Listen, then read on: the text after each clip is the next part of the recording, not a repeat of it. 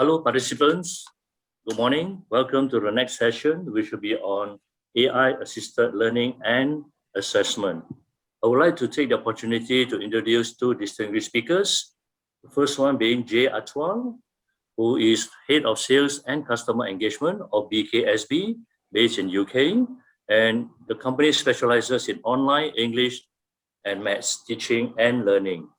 Our next speaker is Mr. Sean Tillerson, who is the co-founder and CEO of EDUSYNCH, one of the world's leading online assessment and remote proctoring companies based in New York, but he travels quite extensively through Brazil and also India. So Sean's topic will be on the future of online testing and remote proctoring, while Jay will talk about innovation and technology, online English and maths. I will pass the floor over to both the speakers, please. Thank you.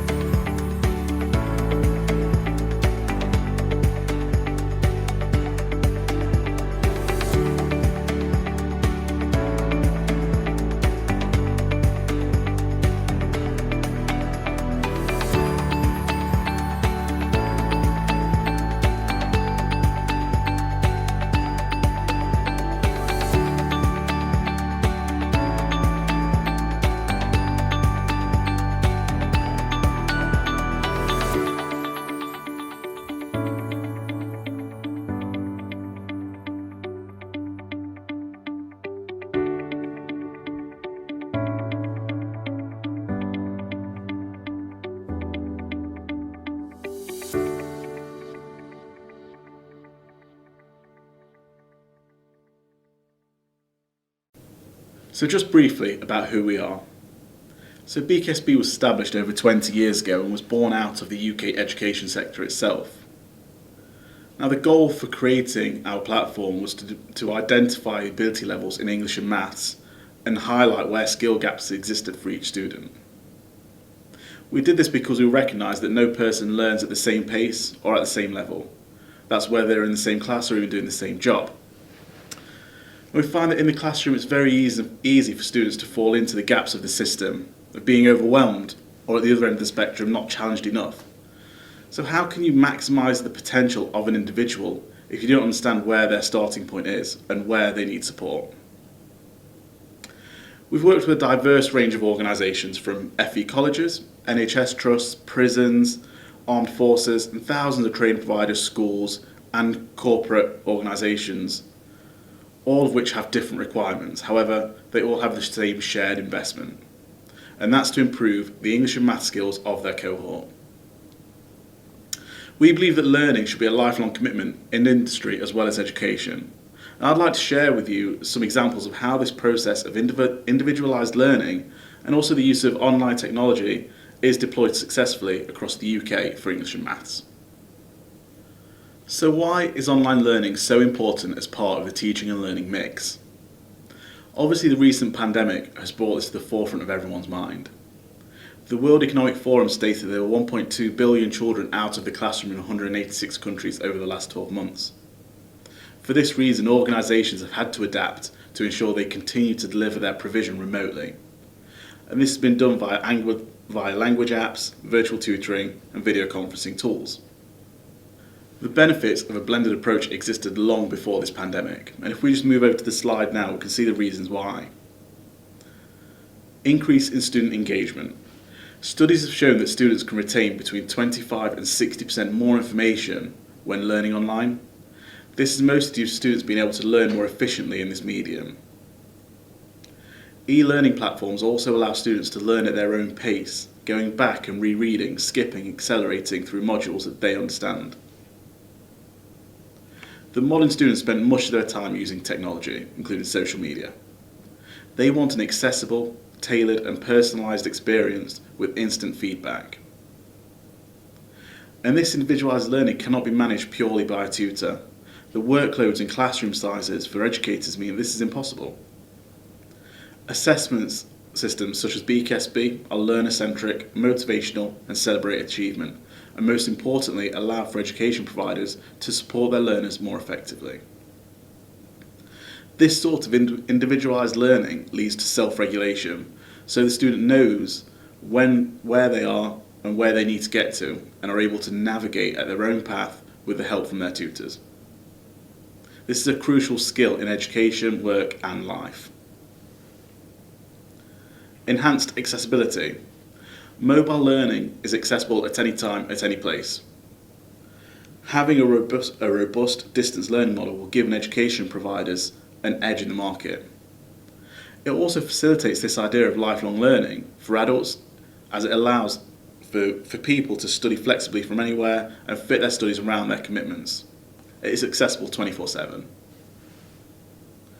Offering new teaching and learning techniques. Classroom software and apps allow tutors to further differentiate their teaching. If a student hits a wall, for example, quizzes and engaging e-learning can approach a task from a new direction and stimulate brain activity. It also allows for flipped learning, so teachers can set and track homework activity, and it keeps staff and students connected. Decrease workload and automating processes.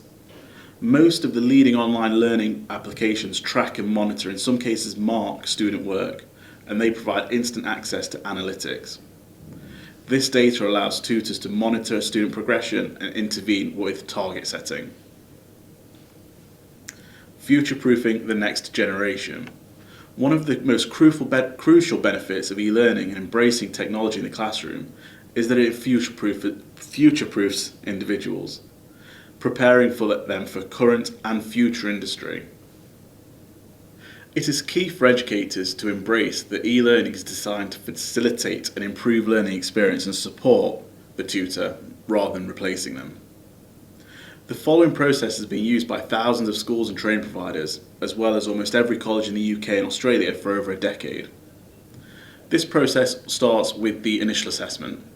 The initial assessment is the first point of contact that an organisation will have with a student when it comes to their English and Maths course.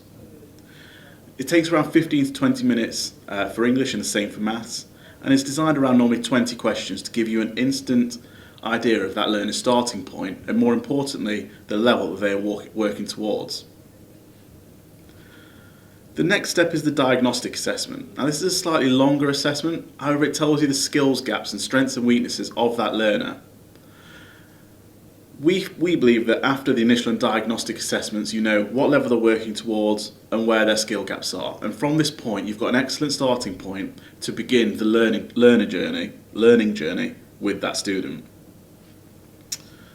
This is then followed with learning resources, which are prioritised for the learner's skill gaps. And we use a variety of mediums, so this could be videos, information, self-marking questions, hints and tips, in order to get that core learning content across to the learner.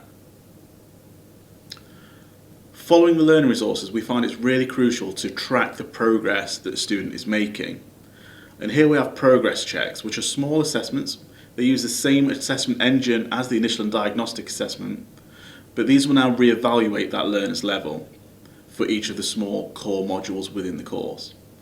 So here we can see their starting point and where they are following the time the learner spent looking at the learning content.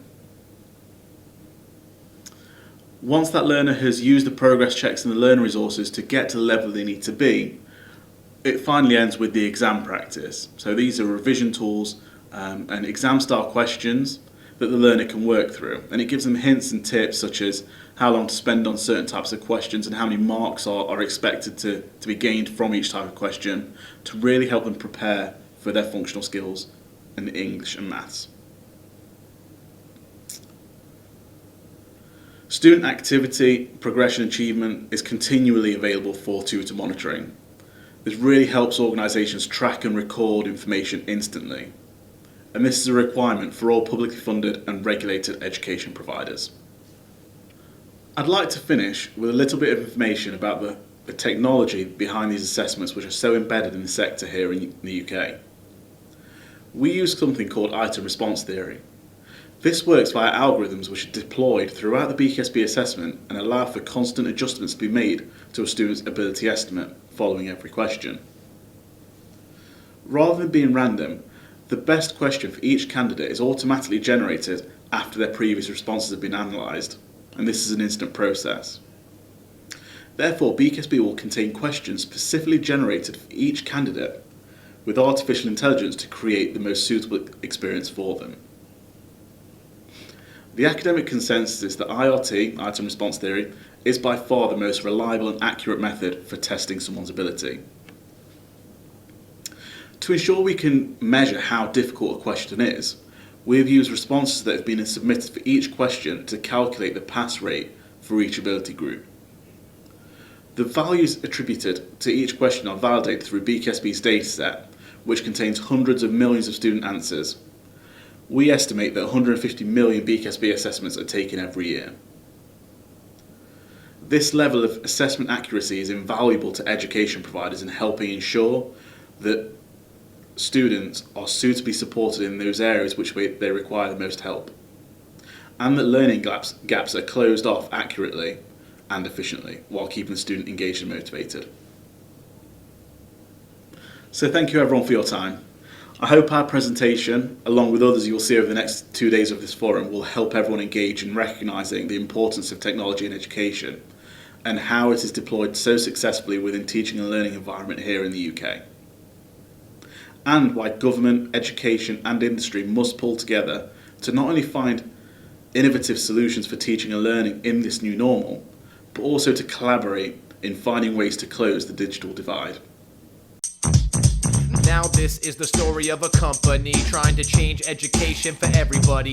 When it comes to testing, it's never really fun for students or teachers or anyone.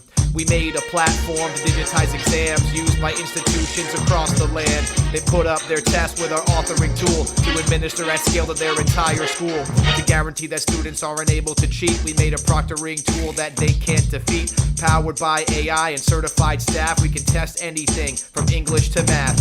300,000 students know our name as we revolutionize the assessment game. So let's have a chat, Zoom call with a drink. My name is Sean, founder CEO, EDUSYNCH.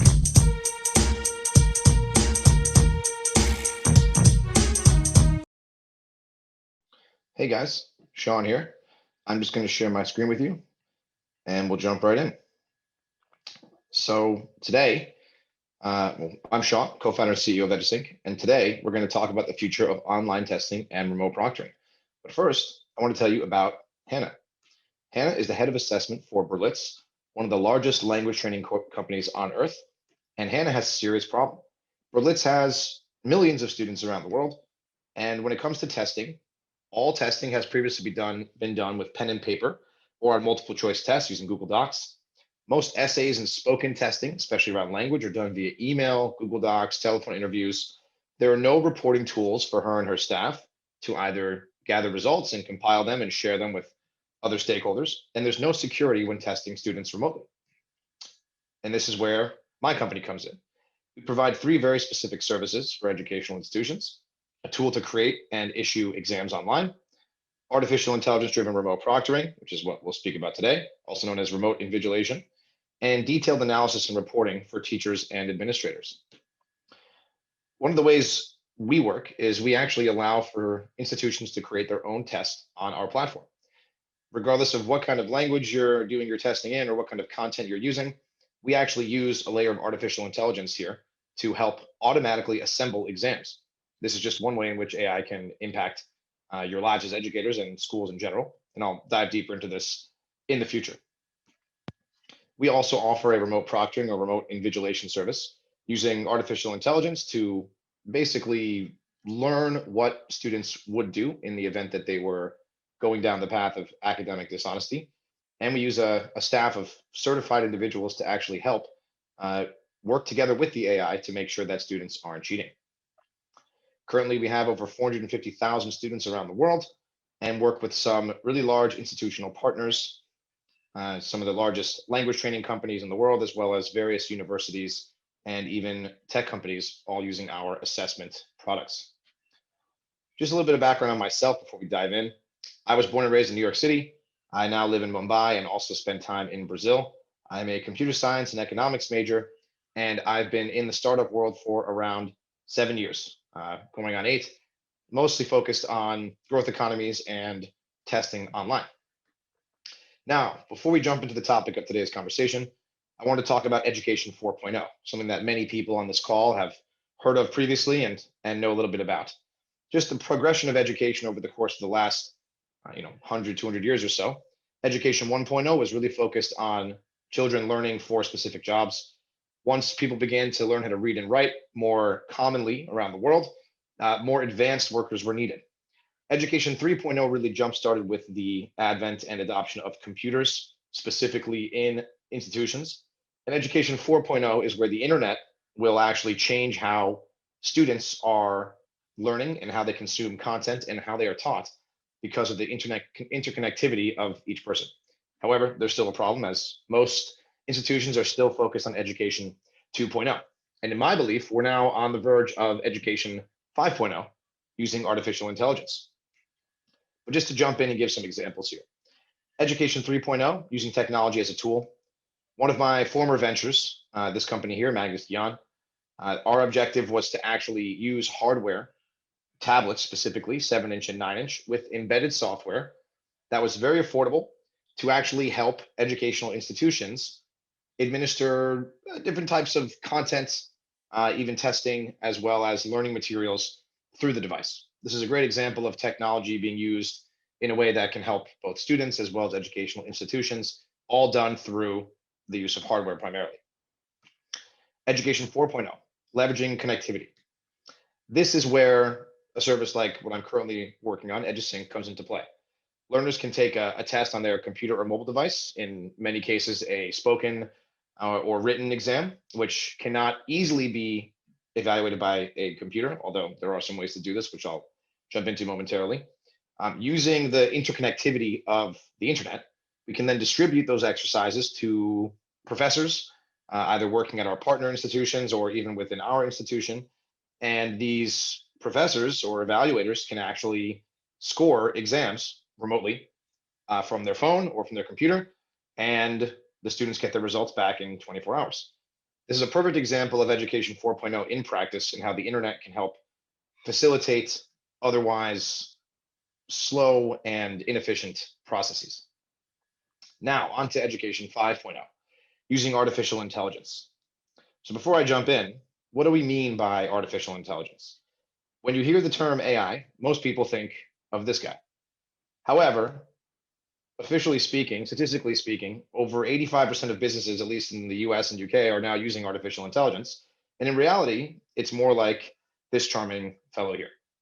In reality, artificial intelligence is meant to work with us as educators and actually make our lives easier, as well as helping us improve our methods with little to no additional effort. Artificial intelligence, the actual definition, is the simulation of human intelligence in machines so that the humans can actually mimic our actions. Now, some examples of this. Computer adaptive testing is something that I'm sure many of you have heard of before. The idea is basically you put hundreds, thousands, tens of thousands of test items into a database. You can then actually tag each question, each test item, and as you have users taking the tests, based on their responses, they get fed different items of varying difficulty, varying tags, and the computer is constantly recording the results of each item and actually learning and adapting to the user. So this is a very common form of AI being used in the classroom, especially around testing, and it works very well. Now, a lot of algorithms that use this are based on this concept called item response theory, but the whole idea is that you can tag each question with specific characteristics and use that to adapt the exam as students take it. One of the ways in which we're currently using artificial intelligence is what we call fraud detection or remote invigilation. Using the webcam and different technologies that monitor the students' activities through the webcam, through the microphone, you can actually teach the machine to identify suspicious behavior.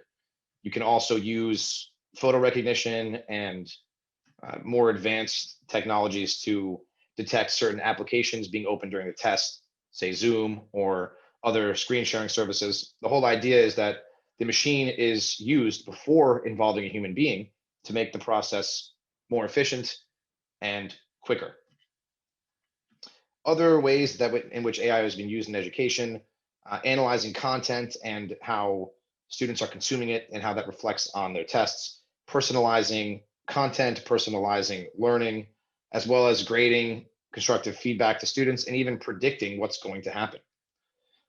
A couple of interesting case studies around how AI is being used. One is from IBM, using artificial intelligence within at-risk schools in a lower socioeconomic area in the US, based on previous attendance records, extracurriculars, parents' income, and a few other data points.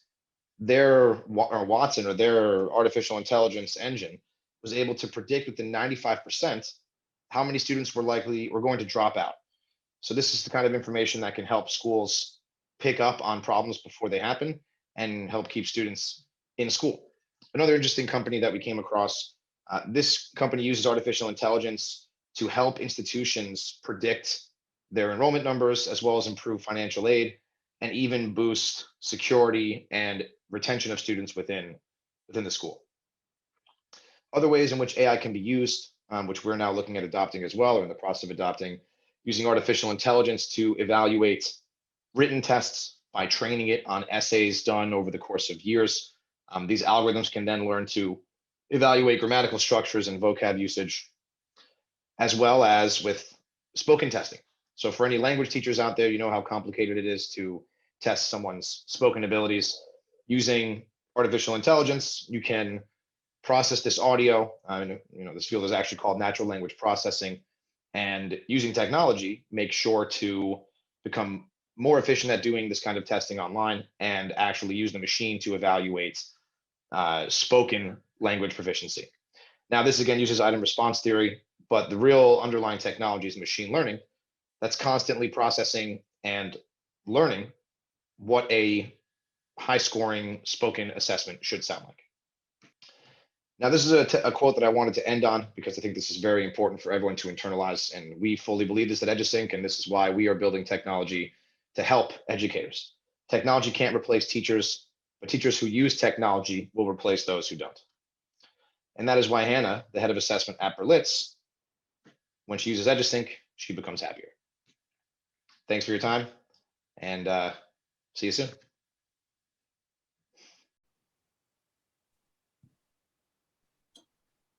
Thanks a lot for your presentation, both Jay and Sean. I would like to pose the first question from participants to Jay first. Question 1. Could you tell us briefly how BKSB is embedded in the classroom? How does it work day to day for a teacher? Jay, could you please enlighten the participants? Yeah, absolutely. So BKSB is used in a variety of ways, both in the UK and in Australia, whether that be in schools, colleges, and training providers to support learners in developing their knowledge before they take their English and maths qualifications. So it's mainly used for individualized learning in the classroom, or for homework, or for preparing for lessons. Now, how that looks day to day is based on the particular area within BKSB that's being used. So I'll give you a few examples. So to start with, the initial assessment, that's a baseline assessment at the very beginning of the year to gauge an understanding of where that learner is starting from. Following that, there is a diagnostic assessment. Now, this diagnostic assessment, we don't say it's a test where a student has to prove their knowledge. It's for a tutor to understand where the skill gaps or weaknesses are. So this informs the tutors, the management of where the focus needs to be for each particular learner during that term. See, the issue that we find is that tutors sometimes only have maybe an hour or so per week, which is dedicated towards English and maths. So by using this methodology, you can really focus the learning into the areas that are really relevant for each student. So where time is of the essence, it still allows the key areas to be focused on. And with that as well, we find that reporting is really important. So reporting is used a lot in all of our customers. And there's a huge range of reports based on what we think the organization needs to be able to see, whether that's for each individual learner or, just as importantly, group performance is really vital as well to get a good understanding of the organization as a whole and performance throughout your learners. And then finally, we see a lot of tutors assigning specific areas to each student for homework or flipped learning, which can then all be marked online, and the tutor can report on that to check whether students have done their homework and whether they've performed how they need to do so. Thank you, Jay. I would like to pose the next question to Sean. Sean's question, actually, there are three parts, yeah? You put it into one question. Oh, before I forgot, yeah? Many Malaysian teachers know what is proctoring. It is a very Americanized term, yeah? We call it invigilation, yeah? Just to share with participants, yeah? So actually, it's remote invigilation. It's more, what they call a more familiar term with teachers in Malaysia and this part of the world. Proctoring is more US. Yeah? I learned that as examiner myself. Yeah? So I'll pose the next question to you, Sean. In terms of implementation, do teachers or admin need to have an entirely new system? Do you integrate with existing LMS platforms and other systems? How exactly do you work with your partners? Over to you, Sean. Thanks for the prompts. So yeah, generally speaking, over the last few years, especially in the last year and a half, where a lot of schools who were never forced to use technology have now adopted new systems, many of which start with the learning management system, whether it's Blackboard, Canvas, or Moodle. Because of this kind of rapid adoption and change that's occurred, there's no longer a possibility to operate independently and alone. So, and we're seeing this happen across the ecosystem, and this also goes for all of the solutions that EDUSYNCH offers, from the testing facilities as well as the remote invigilation. The integrations with the existing systems of schools is fundamentally important to be able to operate. So in our case, the way that we typically work with our partners is we examine what's going on under the hood, so to speak, of the car of the school. So understanding what kind of platform they're currently using, if any, and then we work to integrate deeply with these platforms. This actually helps in a number of ways, not only just from allowing teachers and admins to continue using the platform they're already familiar with without having to spend time to learn an entirely new system, but it also helps in terms of the student experience, especially when they're taking their exams. Integrating with these platforms allows you to build on top of the existing infrastructure, as well as the existing flows that a Moodle or a Canvas or a Blackboard already offers. A lot of these tools have a range or a full suite of solutions, including testing solutions and admin platforms, and integrating with them actually allows you to build on top and create an even more robust solution. So as an example, in terms of how we do this and how this impacts the students, oftentimes working in isolation, the students have to download additional tools and go through additional steps without having the software actually work towards implementing that. When you're doing an integration with the learning management system, in our case, the student can't actually start their exam until they've turned on the remote invigilation tool. And while this seems like a minor thing, when you're doing this at scale with thousands or tens of thousands of students at one time, a minor change like this, where the student is forced to do it by the software, actually saves hours of manual work and troubleshooting on the side of admins and partners. And as things continue to progress, I only see these types of integrations becoming more important. And it's our job as the technology provider to lighten the load for teachers and admins. And I think we do a pretty good job when we partner with institutions. Thank you, Sean, for a very comprehensive answer. I will move back to Jay for the next question.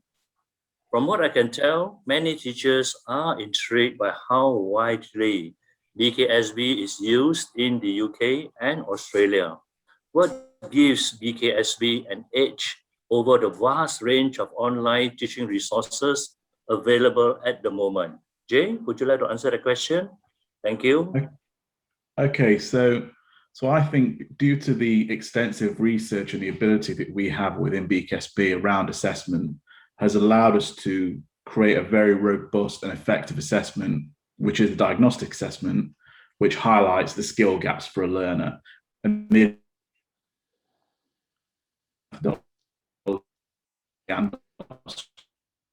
is vital to BKSB success.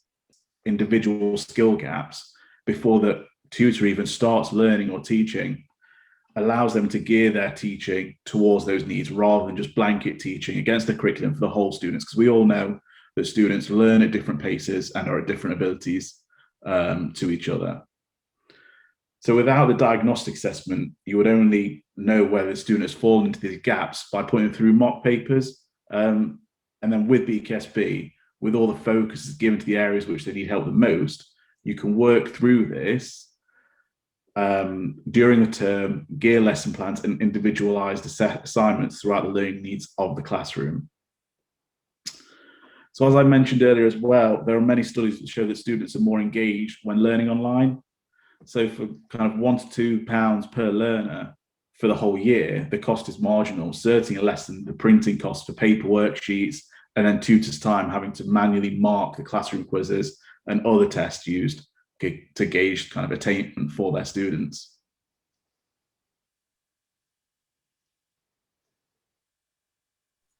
Thank you, Jay.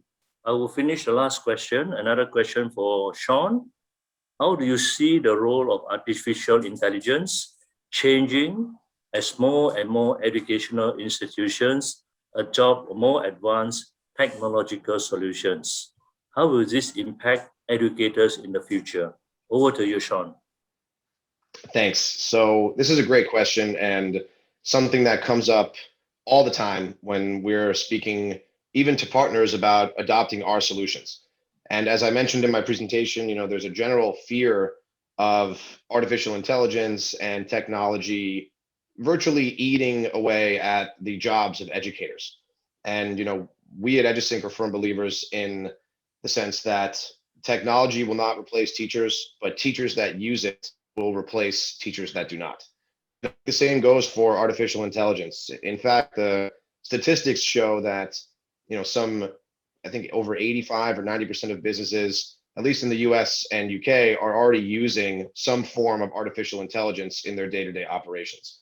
And as the whole world has changed in the last 18 months, these solutions are going to become widespread. And the idea is really not to replace the human being or replace the individual. The idea is to make our jobs easier. And a lot of these real life examples of artificial intelligence being adopted in education come from, for instance, automated assessments or allowing teachers to take a general overview of an assessment that was just deployed, and the machine can actually inform the teacher or the educator about what areas they need to continue focusing on to make sure that the scores of students improve in the future. Now, this is a very harmless application, but a very powerful one. And again, when looking at operating at scale, I think the role of artificial intelligence is only going to become more important in the future. And I also think there's going to be a dramatic shift in the way that people perceive the importance of AI moving forward. I think in 5 years from now, we're all going to look back and wonder how we ever lived without it. Because not only does it save time, it also saves effort and allows us as educators to focus on what we do best, and that is educating. Thank you, Sean. Thank you, Jay. So with that, we come to the close of today's session for this topic on innovation and technology, use of AI, assisted learning and assessment. So would you all like to join me, for a round of applause for both Jay and Sean. Thank you. I'll pass it back to the MC. Thank you.